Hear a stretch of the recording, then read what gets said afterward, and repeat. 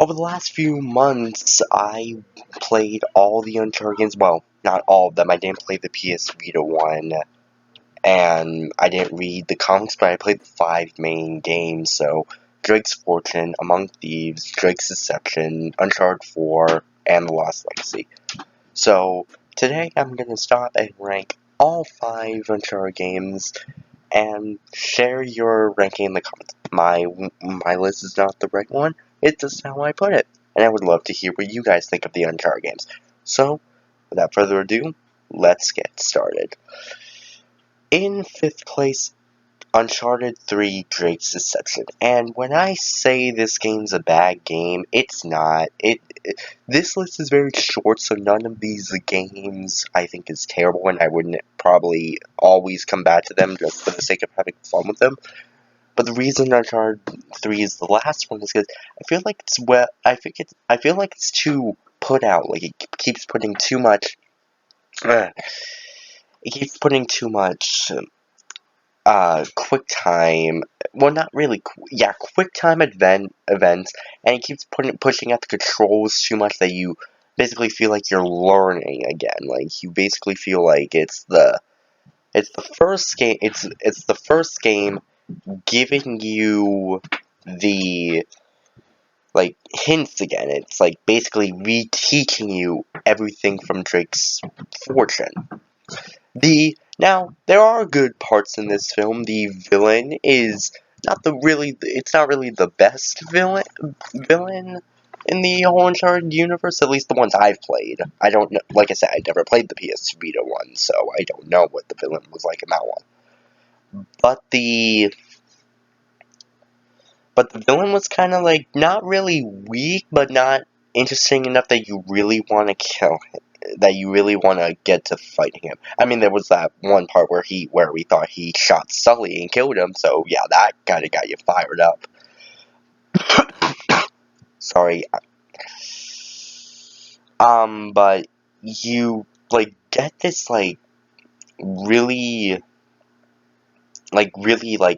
joshy, fist fight with Talbot, and whereas it's way easier, it's like one of the easiest boss fights I ever played in Uncharted compared to the other games, but it's not really a good, well-focused boss fight. It's like just a few punches in and out, and really it's like I said, it's a bunch of quick time events. The whole fight doesn't even use much free roam for the actual player. It's just like, oh, press circle, press triangle, press square.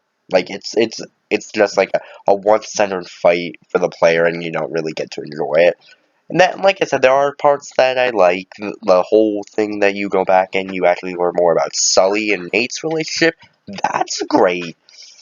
That's a great way to put a storyline, because I always wonder, why didn't Drake's Fortune go more into this? So I'm glad this game actually went into it, and they didn't leave their relationship oh, they're really good friends. That's all we need to know. So yeah, Uncharted Drake's Deception is in 5th place, but it's still a good game. I would still play it. It's still none of these games I hate. Just the way they're put out. That's just how I feel about them. In 4th place, Uncharted: The Lost Legacy. This was originally supposed to be a DLC for Uncharted 4, but then they decided to put in their own standalone 6-hour game focused on Chloe Fraser, Nathan Drake's first love, and Nadine, a character from Uncharted 4. In this game, it's short. It's like the Spider-Man games. Spider-Man Miles Morales was a 7-hour game, but it still was a really successful game for Insomniac. And then it led to one of the greatest trilogies that will soon become a franchise ever, the Spider-Man games. So, Uncharted: The Lost Legacy is not a terrible game. It's not. The really thing I dislike is that it's the train sequence. It was a little tough. Even if you put it on the easiest difficulty, I feel like it still would be a little bit tough, and I'm all for challenging gameplay, yes I am, but it, not when I die like 20 times spamming the circle button to dodge Asaad's punches. So, yeah, it's not a terrible game by any means. It's just that one train sequence that kind of makes it kind of not fun. But other than that, it's a pretty good game. In third place, Uncharted Drake's Fortune, the first installment for this game series, and whereas it's a good start, the gameplay's a little jockey, but again, it was released in 2007, so that's to be expected. It's still a really good game. I like how they made Nathan Drake not really the villain, but also not the good guy. He's like in the middle, because he's like he keeps the bad guys from winning, but he also doesn't really care about anyone but himself until later in the game when he starts to care about Elena. And he always cared about Sully, so like I wouldn't share it and say he's a selfish person in the Uncharted world. But he's good in retro. He's an anti-hero. Like I said, he's an anti-hero. He's in the and you can't help but love him. Because he's voiced by Nolan North. You can't hate a character that Nolan North voices. In second place, Uncharted 2 Among Thieves. This game was the fan favorite. I looked everywhere, and this was everyone's fan favorite game, and it was just such a good. It was such a good game. The villain hated him. Well, not really Lazarevich. Like, I hated him, but Flynn, in particular, he was the one that, like, kind of just made me mad. And I really, really wanted to kill him. He was like, oh, I really hated him.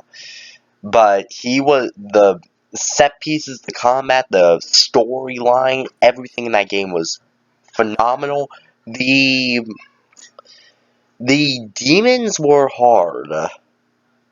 The big bulky things were like really tough to fight, but you can't help but, like I said, I like challenging gameplay, and they weren't as hard as the train sequence and the Lost Legacy, so they were a really good take on the Uncharted. It was a really good take on in the Uncharted world, and I'm really glad that's the sequel that they went. But in first place, Uncharted 4, A Thief's End. It did everything great. The story, it comes to combining Nate's early years with his brother Sam and going back to the present, and then even the epilogue going to the future with Nate's daughter. And I'm really sad that they aren't going to make an Uncharted 5 following Nate's daughter. I feel like that would have been a cool thing for Naughty Dog to do, but Neil Druckmann kind of like confirmed he was working on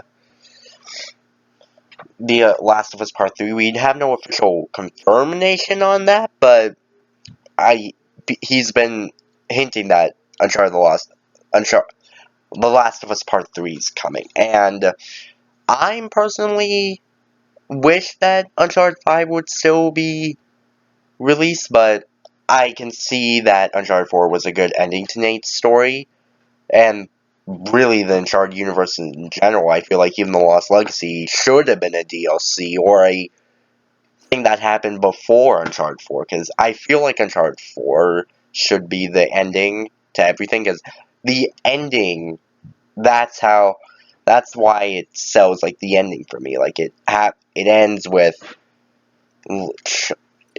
like pictures of the first game and Nate and Sam as young kids.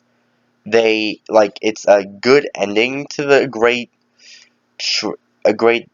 universe, and I'm really glad I watched it. Now this video is a little bit shorter than usual, but I didn't really have anything to talk about these games because I love all of them. Like I said, the way they're put in doesn't mean that I hate them. It's not like movies the movies I rank where they get better as they go on. These were always great. It's just the way I differ on them is different. But let me know your ranking in the comments. I would love to hear yours. And Thank you for watching. Wyatt, signing out. But remember, peace and kindness, the things we need most. Stay wild.